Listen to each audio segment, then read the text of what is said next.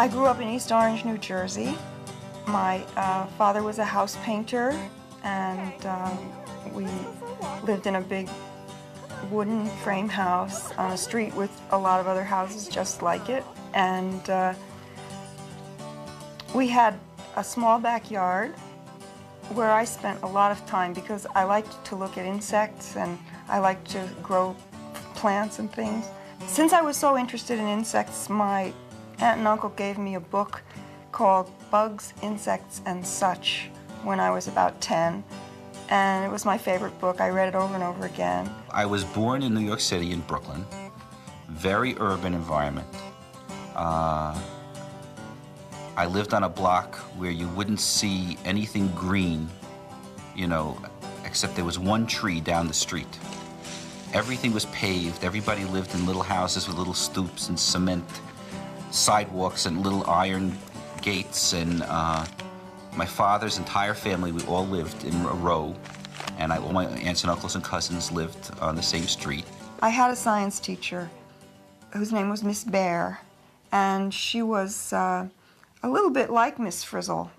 She didn't look like Miss Frizzle at all, but she was very enthusiastic about science. She made us do models of garbage dumps, and she made us write school reports, and she made us read 5 science books every week. That's Miss Bear. My 6th grade teacher let me just stay in the back of the room and paint. There was a time when I didn't even take tests. You know, she'd give the class a spelling test, and then she'd say, okay, kids, exchange your papers, and now we'll check the spelling. Bruce, how do you spell aardvark? And I'd be in the back of the room going, A-A-R-D-V-A-R-K, or whatever the word was. And I just painted, which was great. And I always knew I wanted to be some kind of an artist. It was always very important to me. I won an award for writing in high school. Yet still, it never occurred to me that one could be a writer because I didn't know any writers. What happened was that when I moved to New York City, I got a job working at Newsweek.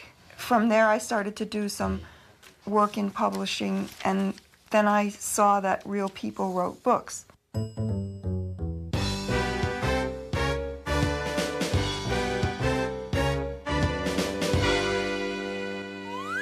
I had painted opera scenery. I had worked at an advertising agency.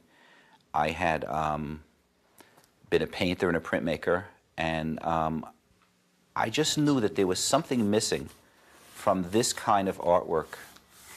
And I remember walking down the street with a good friend and talking about the fact that I didn't know what I was going to do to put the joy back in doing artwork. Why did I do it? And why did I do it when I was a kid? Because it was fun. I drew because it was fun. And I realized that's it. I wanted to do pictures that were fun. All I've wanted to do all these years without knowing it is that I wanted to do children's books.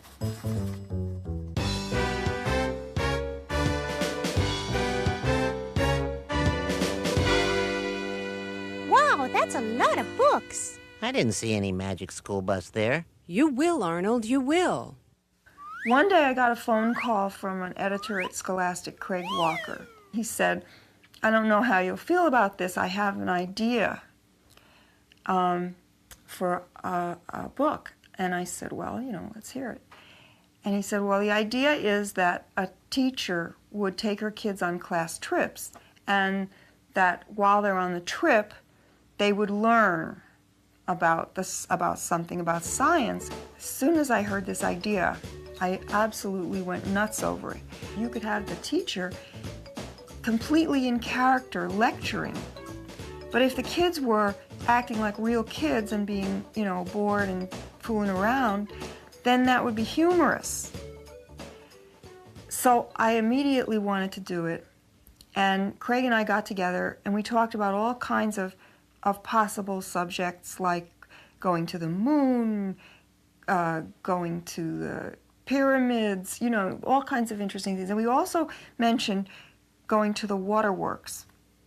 And he took it to an editorial meeting, and they all sat around, and somebody said, boring.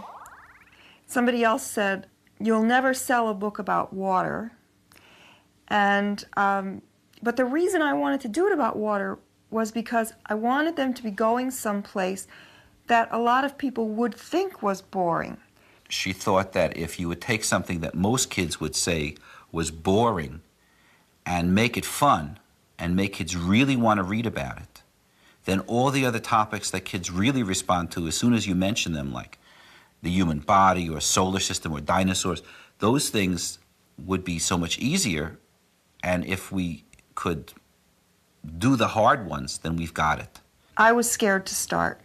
So I cleaned out my cupboards. No, I used to do it. I answered my mail. I went to the supermarket. I even cleaned the apartment. That shows you how desperate I was to do anything but write. But one morning I woke up and I said, you know, today you have to write, I said to myself. You've had your chance.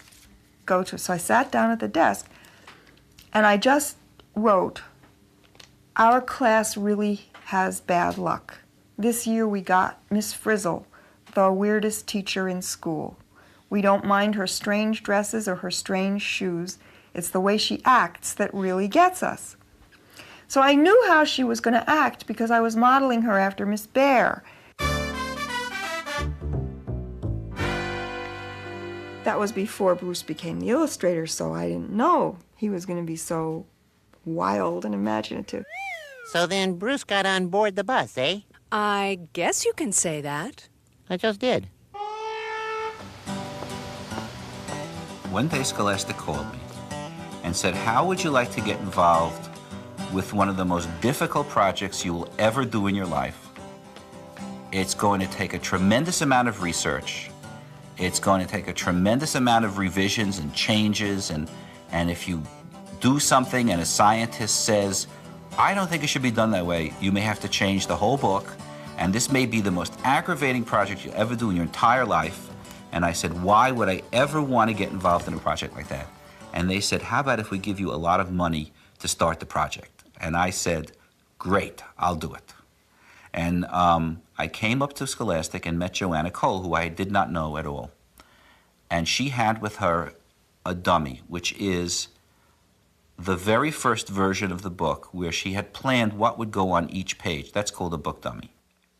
She had laid out a basic story idea, but at that point, from the very beginning, we had to decide things like, what would the page look like? How would we fit all this on a page? I found out that there was just text, just